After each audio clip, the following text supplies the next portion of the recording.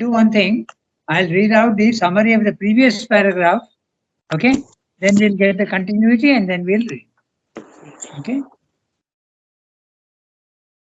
Pallavi is today on the camera. Okay. So I'm reading. Okay. So the Lord. This is the previous para summary.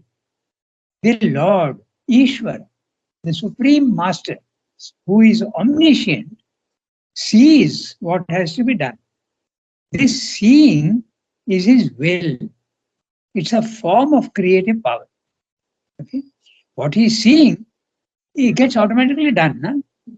Like the Bible, God said, "Let there be light," and there was light.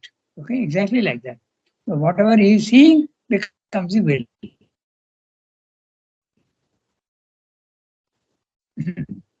Shakti of the Ishvara is seized on by the divine Shakti, the divine mother in the physical world, the all-conscious mother, Jagan Mata, and with her dynamic power executes it into manifestation.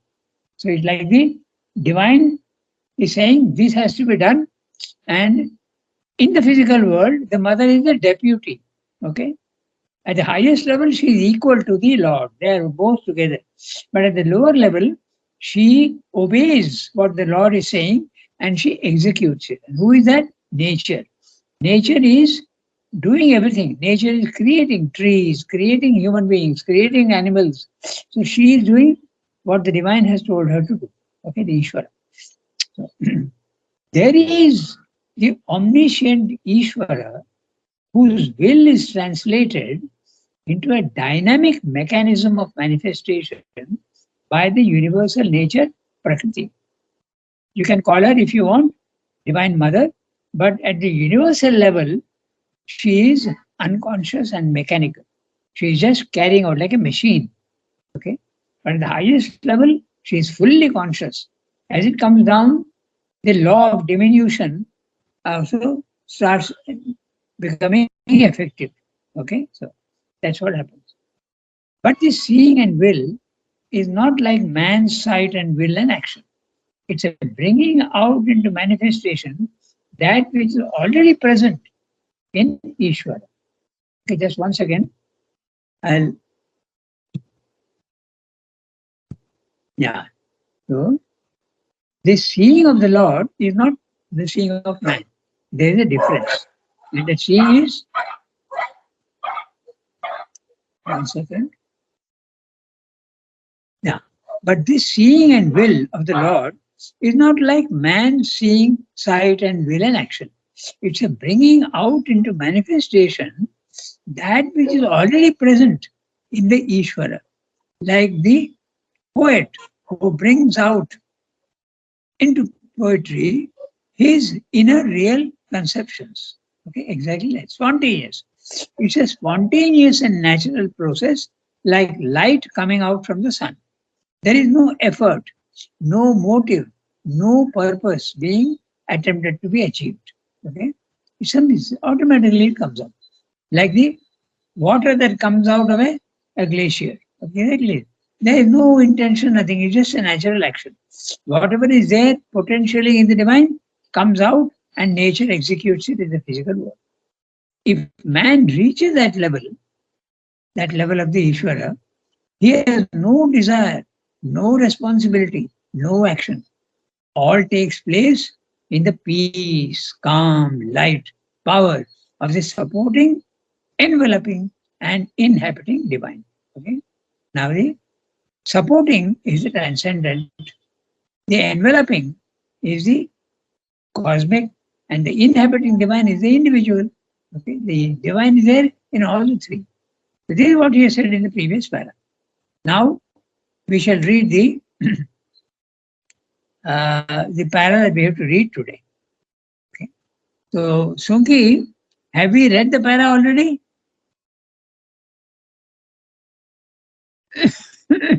Yes, Rangada, we have read the past.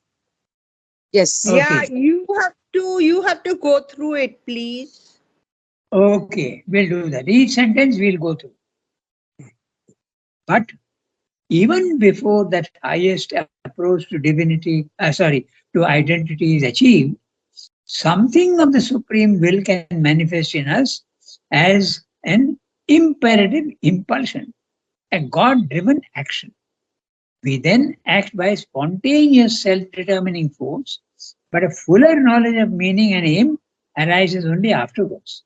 So again, we come back to the idea that all these planes of consciousness are not strictly separated rooms. They are not like a staircase and well defined each one. No, they run into each other like rainbow colors or like a ramp if you want. Okay, in a ramp there is no clear diva. So even if you are in the lower planes of consciousness, sometimes the supreme will sub preferably if you are pure. The more pure you are, the divine will expresses itself through you. When you are joined with the supreme, you are the purest. When you are at the normal human level, your mind, vital, and body are all impure. So impurity means darkness, and darkness, my light cannot come in. Okay, so the more pure you are, the more the supreme will expresses itself through you spontaneously. That's what he's saying. Okay, so then you don't have any responsibility. You are being manipulated and you are being told what to do and what not to do. When you are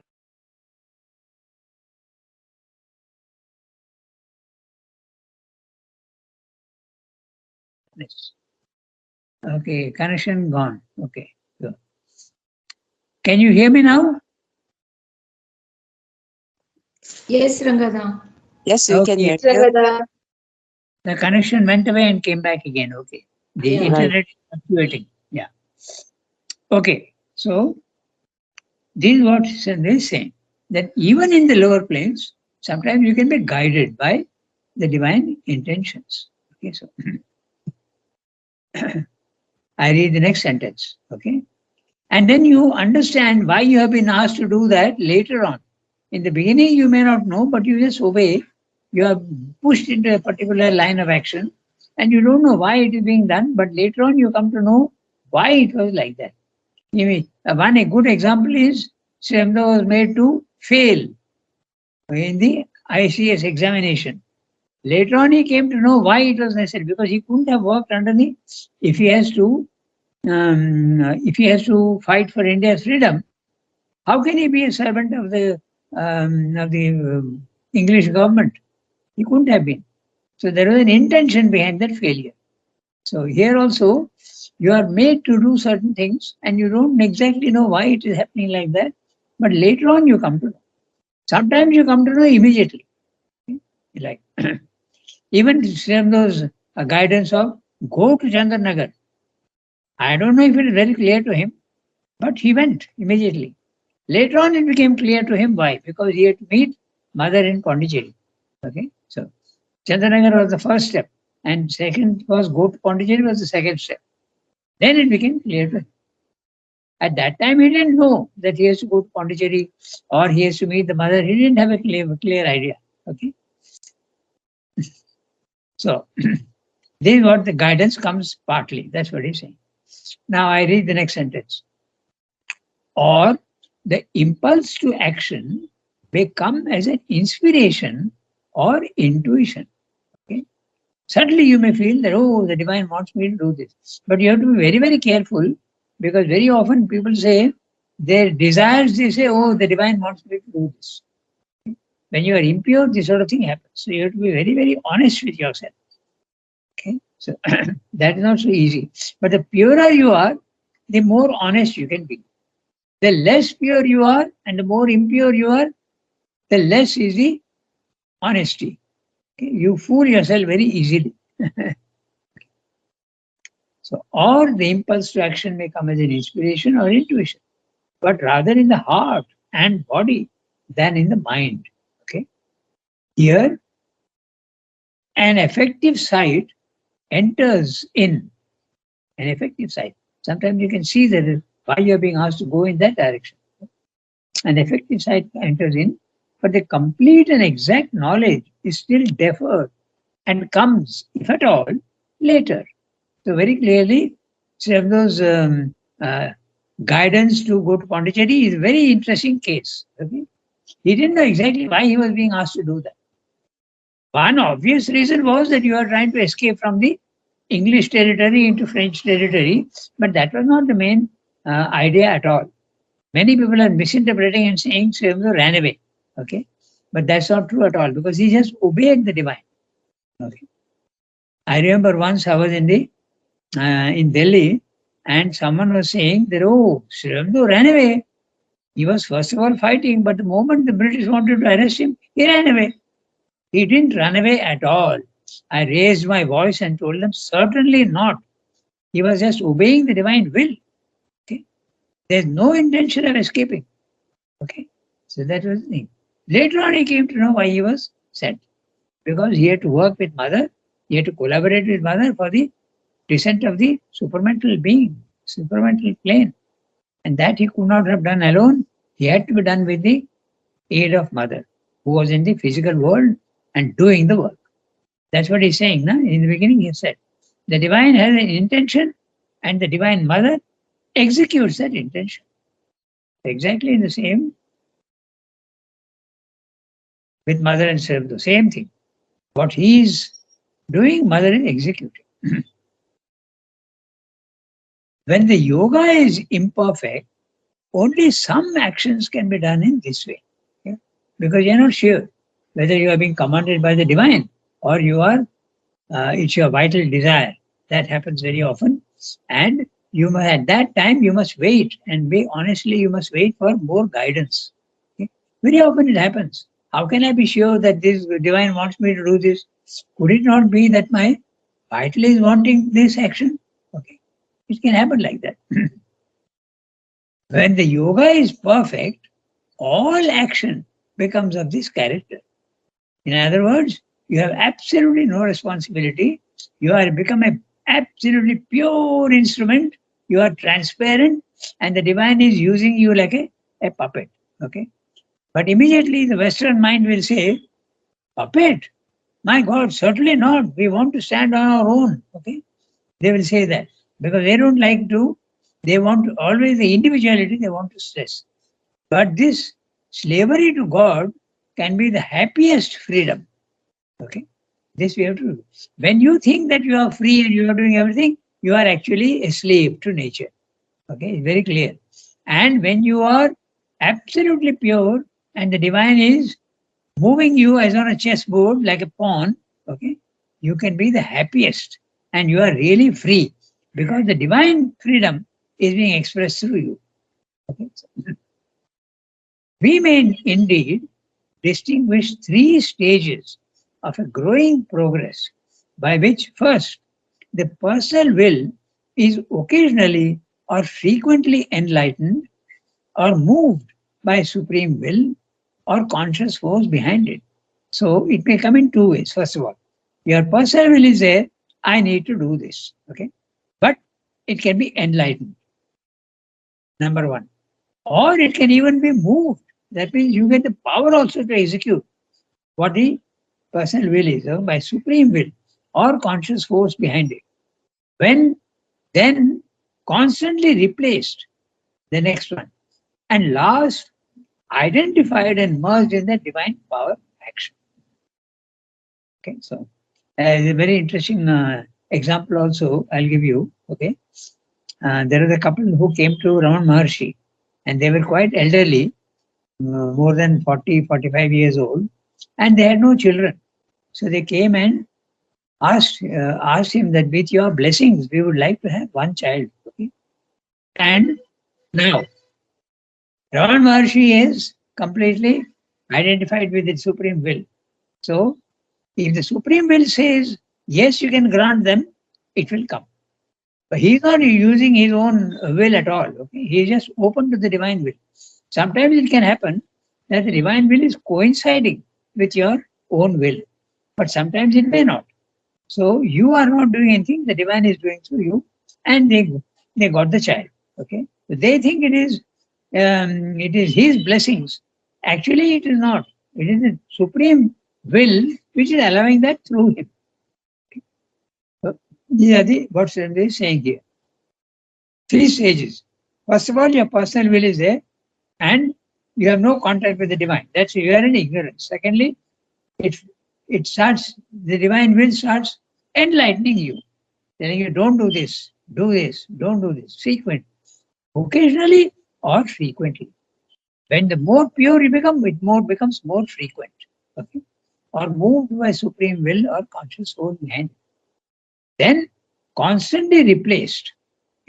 Your personal will is constantly being replaced by the supreme will.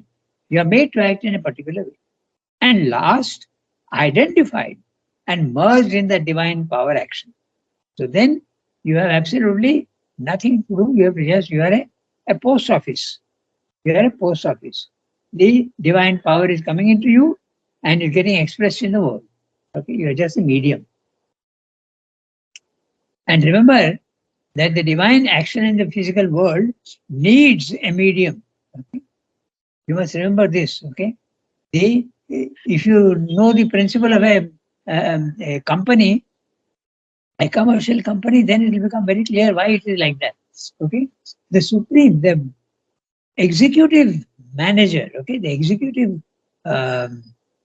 personnel, okay, he lays down the policy for the government. But is he going to actually run the factory? No. He has got assistant managers who will see that what the company has to produce is being done at the factory level.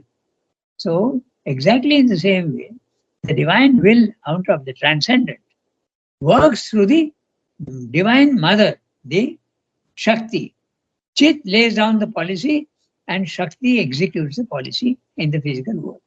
So this is exactly what he's saying. Okay? And that time you are the happiest person. When the divine is One question. Yeah, tell me. No, in the example that you gave, no, about the couple wanting a child, if Yes. the divine will was there for them to have a child, it would have happened anyway without them going to Raman Maharshi, or no? But then, no, but then they may not have had the receptivity. These are all, one can always raise many, many interesting questions. Okay, so it didn't happen, but that means there was the grant. After all, when the divine wishes something to you, he gives you the power also, na? So along with the will, the power also comes in, and then it becomes possible. What is potential can become possible through grace. Is that not it? The divine grace makes possible what is possible is made actual by divine grace. So the divine grace does play a part. Right? It's like a seed is there, then it has to sprout with the blessing. Exactly. I was just going to say that, Shilpa. I was going to say, take a seed, it has the power to create the tree. But if you put it on my table, it will never sprout. Now it needs the divine will, or you take it and put it in the right conditions, put it in the ground, give water, sunlight, then it will sprout. So that's the answer to Pallavi's very interesting question. It could have happened, but sometimes it doesn't happen. Okay, it needs a extra divine power and the divine permission. That's what happens. You are raising very interesting questions, Pallavi. But Shilpa gave you the answer. Okay, like the seed on the table and the seed on the ground with the right conditions. But Raman Maharshi became the instrument, no? Raman Maharshi became the instrument, correct.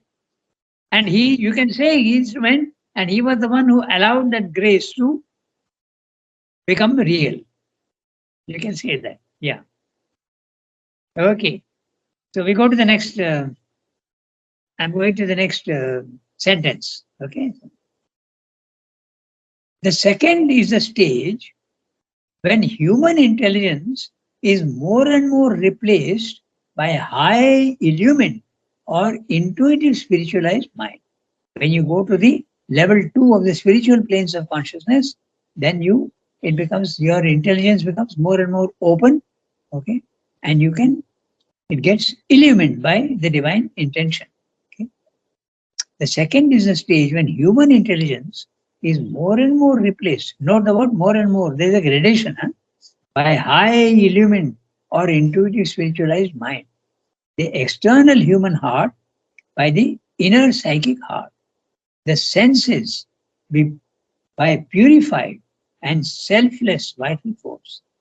The third is a stage when we rise even above spiritualized mind to the supramental levels. So that's why I go on speaking of three levels.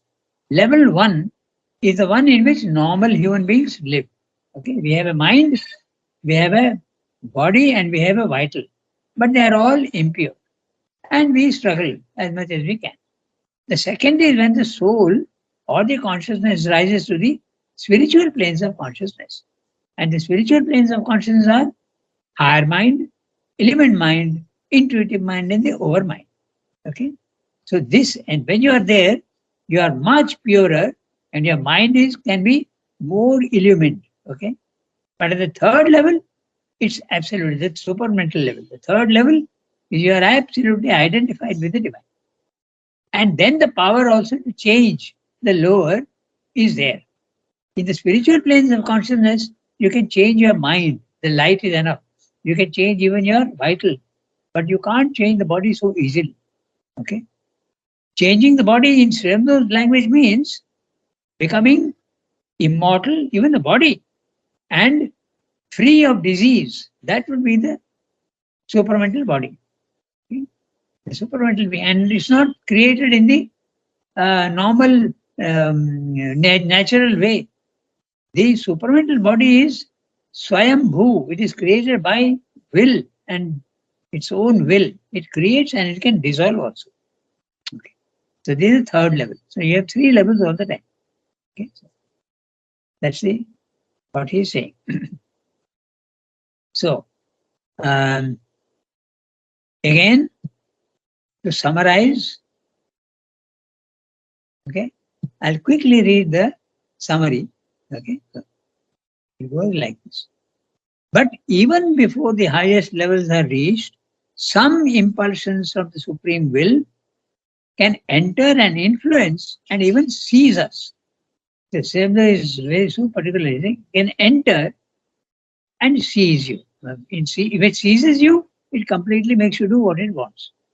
Man then acts spontaneously by an automatic force, but the real knowledge. The real knowledge, means and aims can come only later. This impulsion can be seen as an inspiration or an intuition, more in the heart and body rather than in the mind. Okay? So Srimda used the word inspiration for the divine hearing. Okay? And the revelation is a divine sight. And intuition is like a flash of lightning without it shows you suddenly the truth. And then it only shows you for a certain time. Like a flash of lightning, you see, but the flash of lightning lasts only some seconds. After that, it's gone. So intuition is of that nature. Okay? But if you go to the overmind level, that flash of lightning can become permanent. This is what he's saying. More in the heart and the body rather than the mind. Here too, the executive sight manifests in us, but the full knowledge comes later, if at all. Sometimes it may not come at all, and you may come to know much later, or in the next life you may come to know why the divine was making you act in that particular way. Another possibility is that the divine will can enter in us as a luminous single command, or a total perception, or a continuous current of perception of what needs to be done.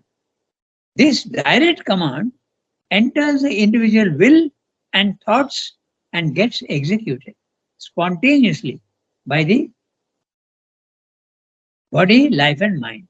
One example, Sri Aurobindo's experience of hearing the divine will. Go to Pondicherry. He actually heard the voice, and he says that it was a voice that I recognized very well because Sri Krishna was all the time speaking to him.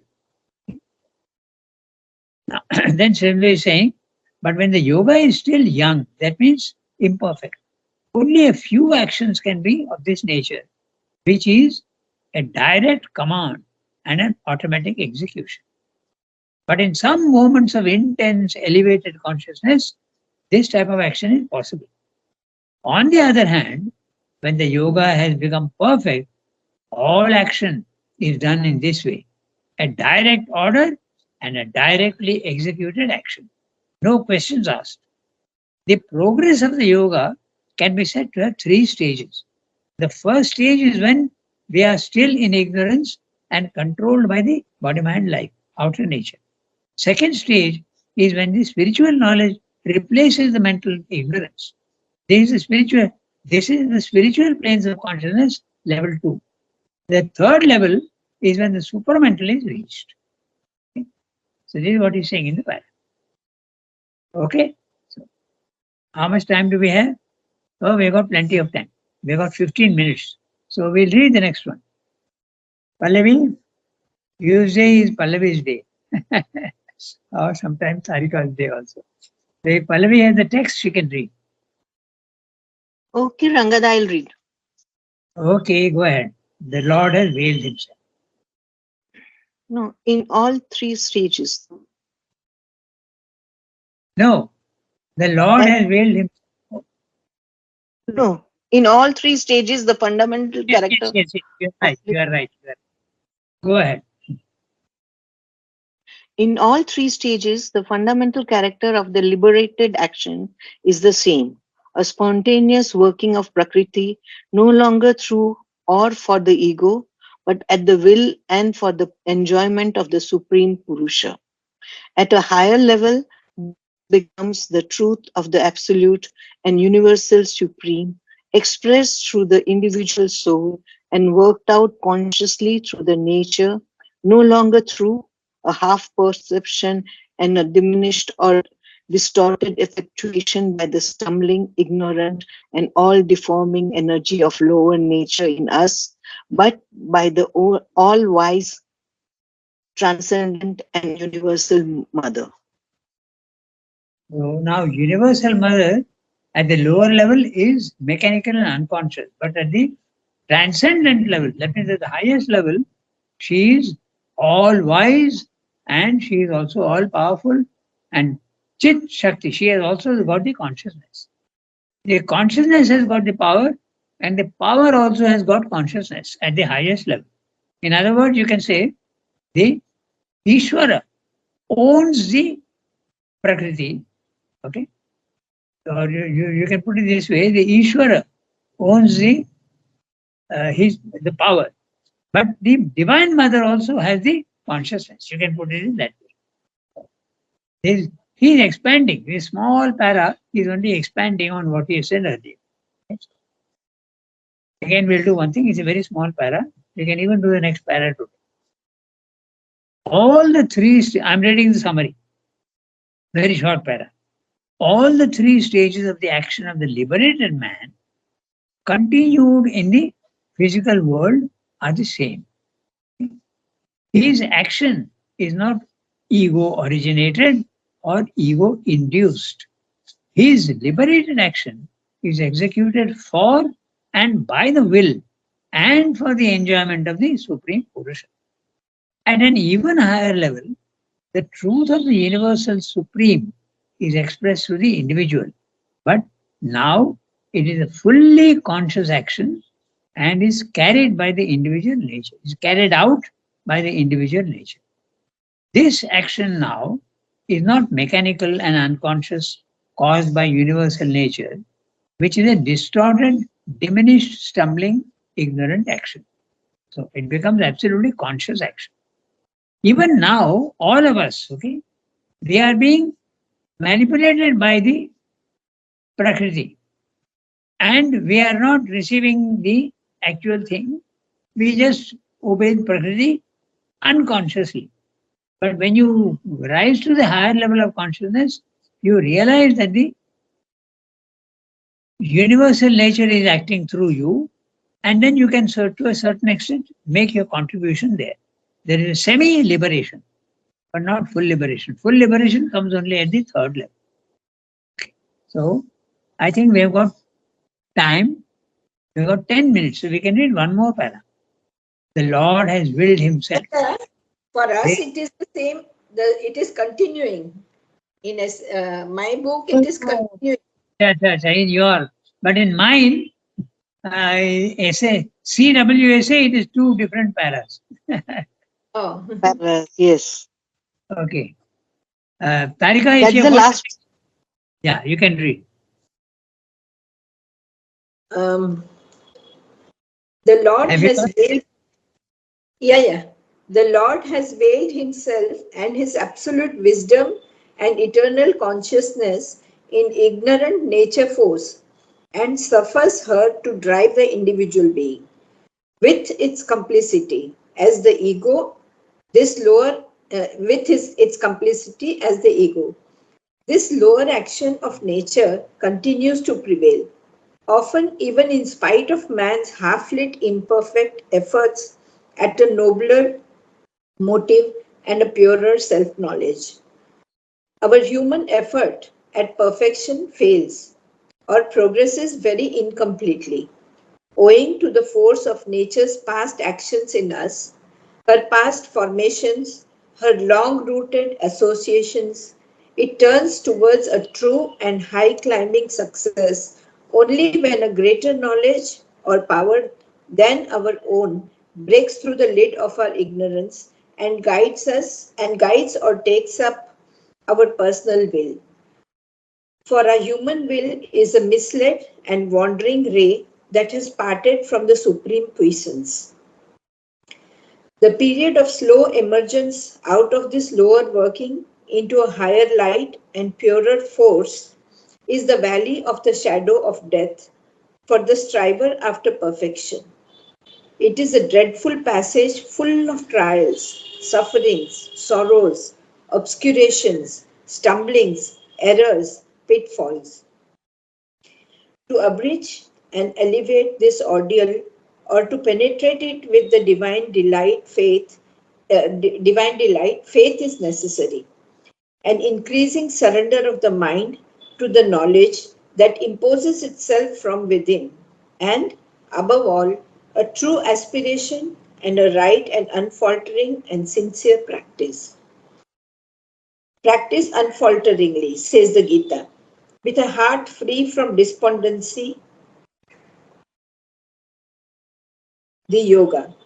For Yeah. even though in the earlier stage of the path we drink deep of the bitter poison of internal discord and suffering, the last taste of this cup is the sweetness of the nectar of immortality and the honey wine of an eternal ananda.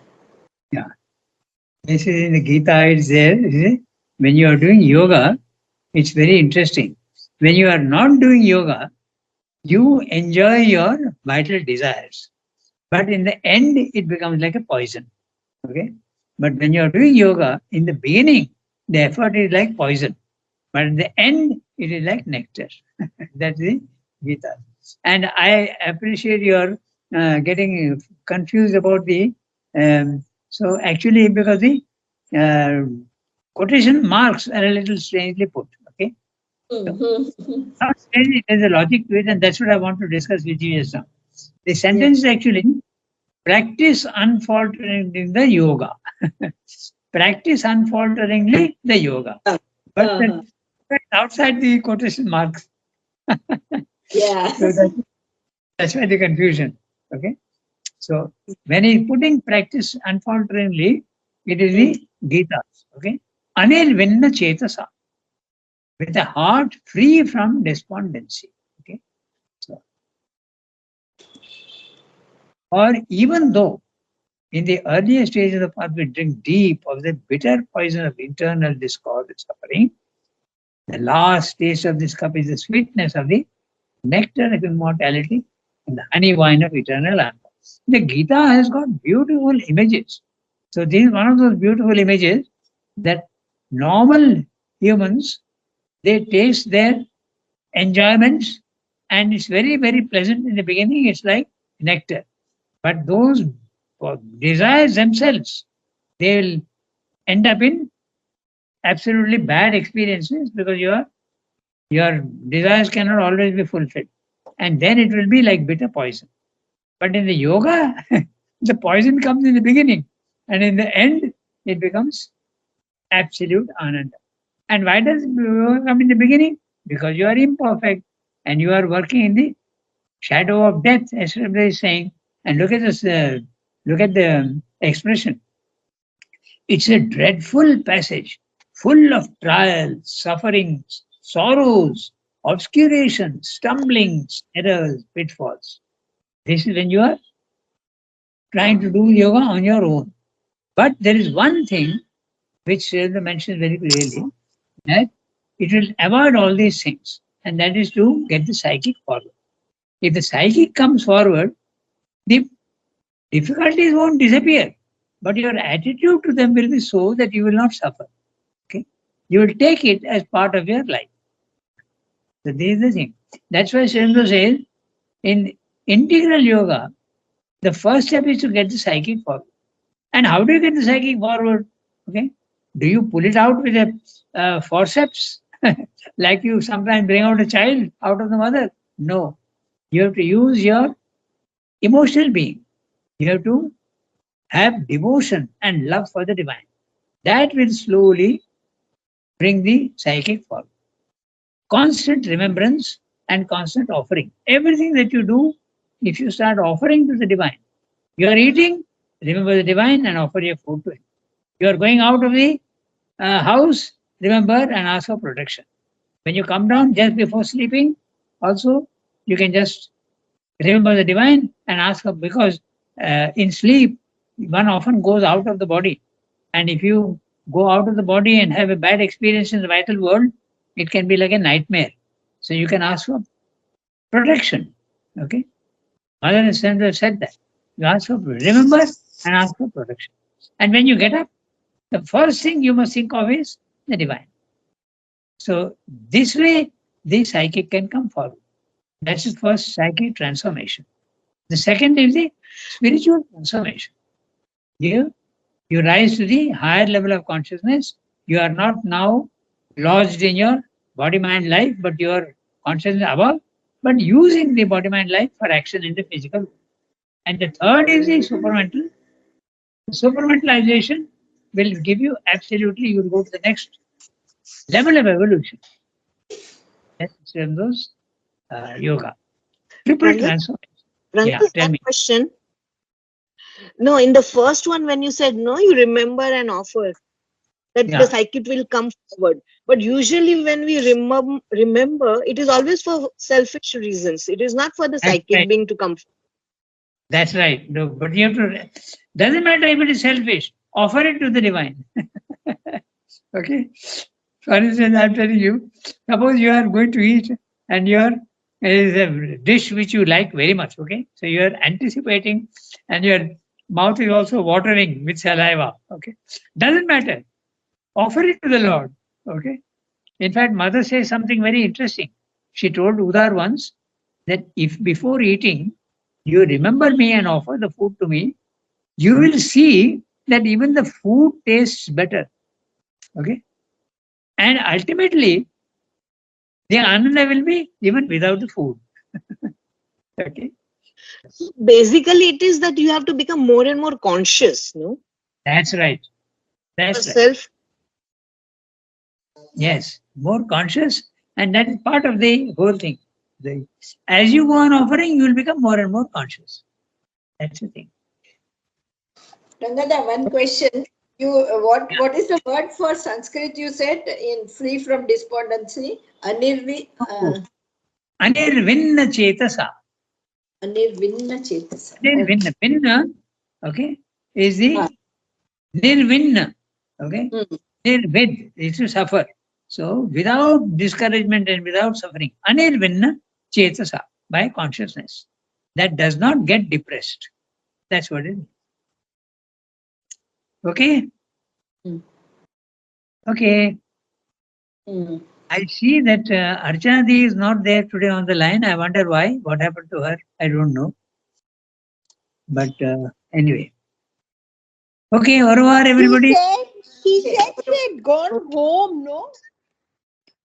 Pardon? Bonne journée, everybody. who met Thank you, Rangada. Thank you, Rangada.